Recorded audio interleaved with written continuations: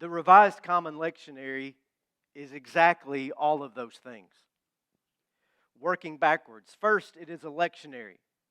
A lectionary is a collection of Bible readings, and each day of the calendar year has its own set of assigned readings depending upon the day or the season of the year or a particular theme. It is a lectionary. Second, it is common. That is, it is universally shared across Protestant denominations, particularly mainline denominations, common to Anglicans, Episcopalians, Methodists, Presbyterians, Lutherans, the United Church of Christ, and the occasional highbrow Baptist, and yes, even by interdenominational oddballs like us. And it is common in that it is used throughout the English-speaking world, speaking a common language in the U.S., Australia, Canada, Ireland, and the U.K. And third, the Revised Common Lectionary is, in fact, revised. For those of you who might have been shaped by Roman Catholicism, and you who are of a certain age, you might remember something called Vatican II. It was an ecumenical council convened in the 1960s, an effort by Pope John the 23rd to pull the Catholic Church out of the Middle Ages. The liturgy was updated, the Mass was released from Latin and could be spoken in the native language of the listeners, and for the first time in 500 years or so, the Catholic Church made direct effort to officially reconcile with the Protestants. And this effort to play nice succeeded. In 1969, Protestants took the Catholic order of readings for Mass and adapted it to produce the Common Lectionary. After a generation, in the early 1990s, it was amended and updated, so now we have, in fact, the Revised Common Lectionary. The RCL, as it is called, rotates every 3 years. Year A, Year B, Year C, and then it starts over. Today, Year C begins, because today is the first day of the church year. Not because it is December 1st, but because it is the first day of Advent. If you look around and behold the decorations, thank you, Tam, for decorating our sanctuary. And here on our communion table, the central decoration, which is the Advent candle. 5 candles, in fact, commemorate the Advent season. The Christ candle is lit on Christmas Eve or Christmas Day, but before then, on the 4 Sundays before Christmas, the candles of hope, love, joy, and peace, with hope burning brightly today. And to accompany the theme, we have this lectionary reading from the Revised Common Lectionary, Year C, Sunday 1, from 1 Thessalonians 3, that appears to be about as Christmassy as a Labor Day cookout. Year C can be like that. The Advent readings are far more abstract in Year C than they are in Years A and B, I've discovered over the years. Anna is correct as always. It's Paul writing to his friends. Silas and Timothy are with him as he writes. It's why he uses the collective we. But when you read closely, you see all the themes of Advent are in fact here. And the theological eggheads who put all this together really were in the Advent spirit after all. Hope. We are asking God to let us see you again to fill the gaps in your faith. Love. May the Lord make your love for one another and for all people grow and overflow. Joy. Because of you, we have great joy as we enter God's presence. And peace. May God, as a result, make your hearts strong. Hope, love, joy, and peace. We're going to hear about and celebrate these themes once again this year. That is the point. The lectionary is all about repetition.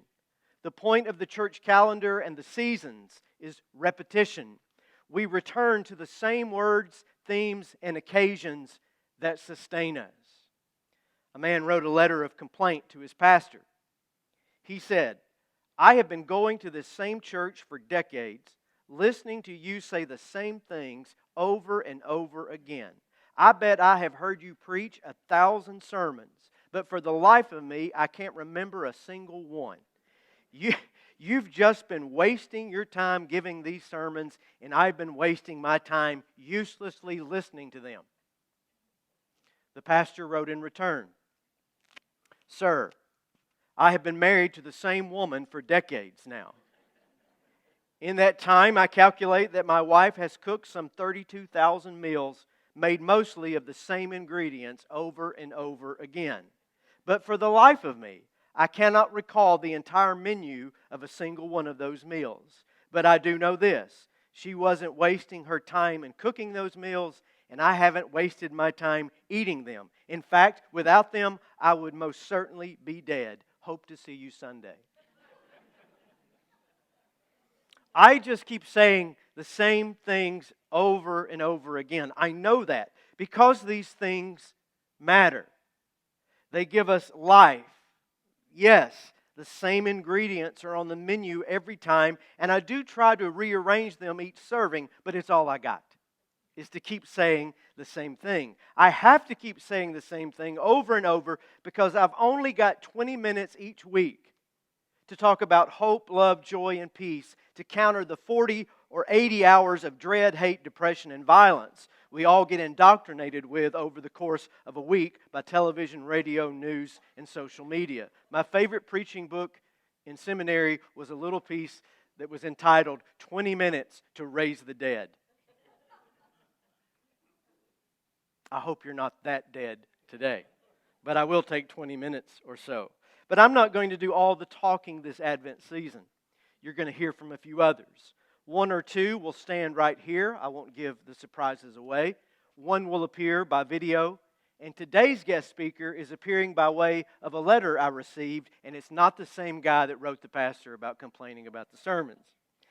This letter is far more edifying than that one, and appropriate enough. Today's speaker is speaking about hope. A few years ago, on this first Sunday of Advent, this Sunday of hope, I referenced the great American poet Emily Dickinson. I quoted a few of her poems, but gave great deference to Dickinson's poem number 314, Hope is the Thing with Feathers. Hope is the thing with feathers that perches in the soul and sings the tune without the words and never stops at all. And sweetest in the gale is heard, and sore must be the storm that could abash the little bird that kept so many warm. I've heard it in the chillest land and on the strangest sea, yet never in extremity did it ask a crumb of me. I said on that Sunday back in 2021, hope is a little colorful singing bird. It's there inside of you, in your soul, and it keeps humming. It keeps the tune going forever. The worst storm cannot drown it out. The coldest wind cannot freeze it. The weirdest traveling conditions cannot spook it from its perch, and it never asks you for a thing.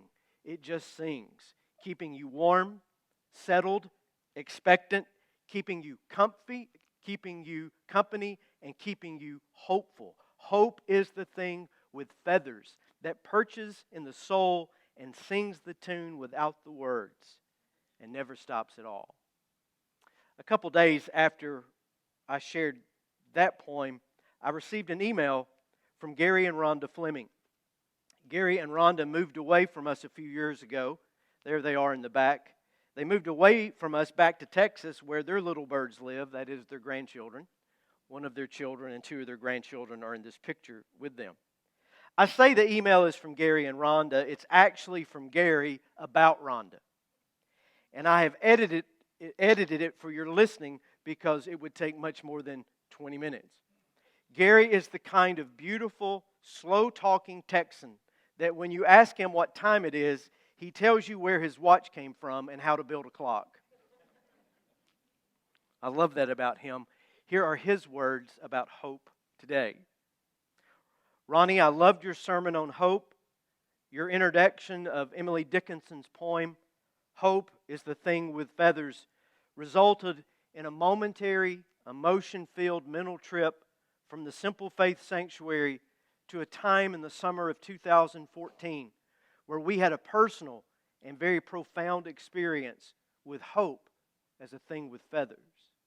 If I'm repeating something I've already told you, I apologize.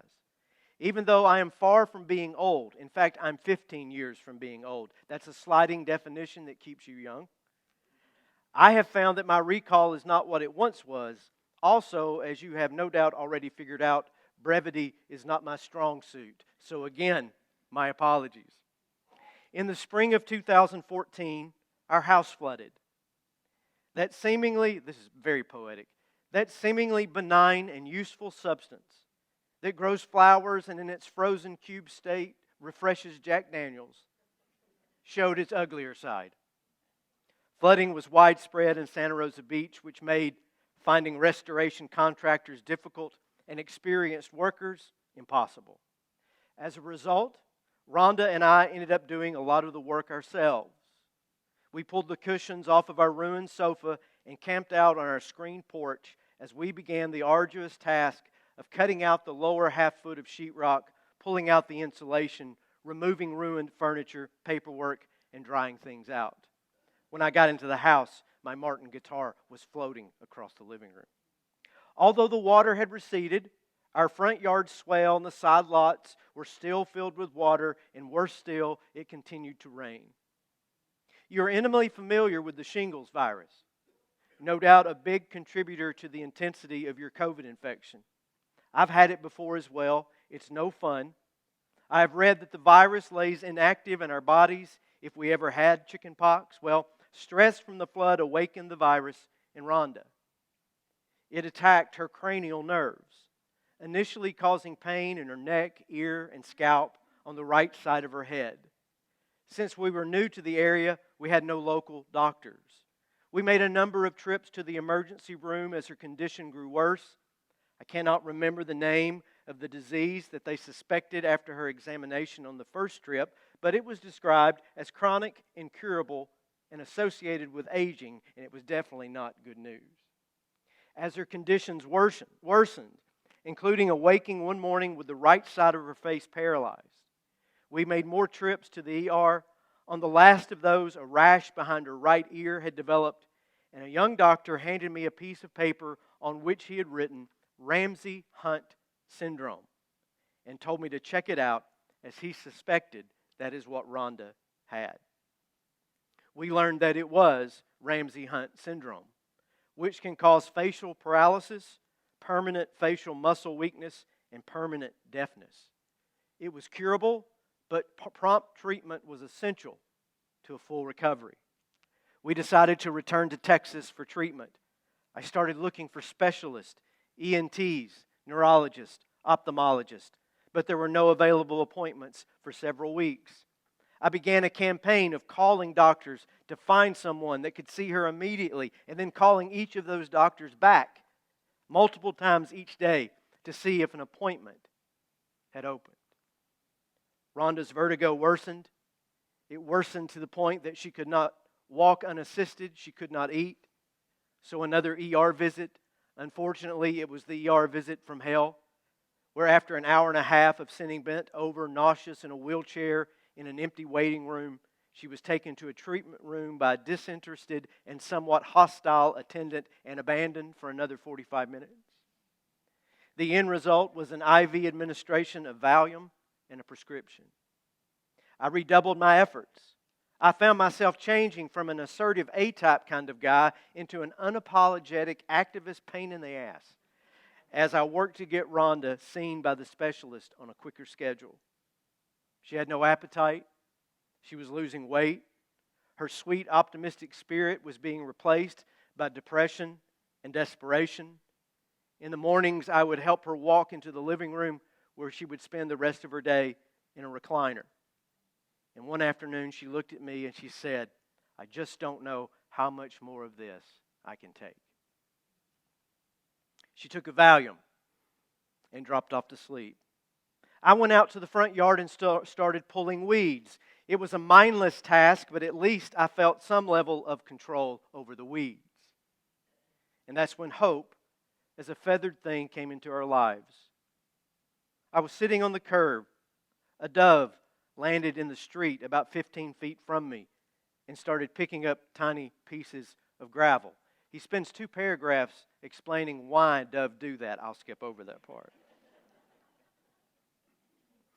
I didn't pay a lot of attention to it until the bird began to come closer. To say the least, that was a bit unusual. It continued to get closer and closer until it was within 5 feet of me, apparently unafraid. I went into the garage to find some bird seed. The dove, which had for some reason become a she in my mind, was there when I returned, so I tossed some seeds along the curb, which she quickly found. And then amazingly, she was moving around within reach of me and actually began to eat out of my hand. It was then that a light went on in my head. I picked her up, which she allowed me to do willingly. I walked back into the house. I woke Rhonda up and I told her, "Look, someone has come to see you." We named the dove Hope. And the very afternoon that she appeared, Rhonda began to improve markedly. A day or two later, Rhonda was able to walk outside to see Hope for herself.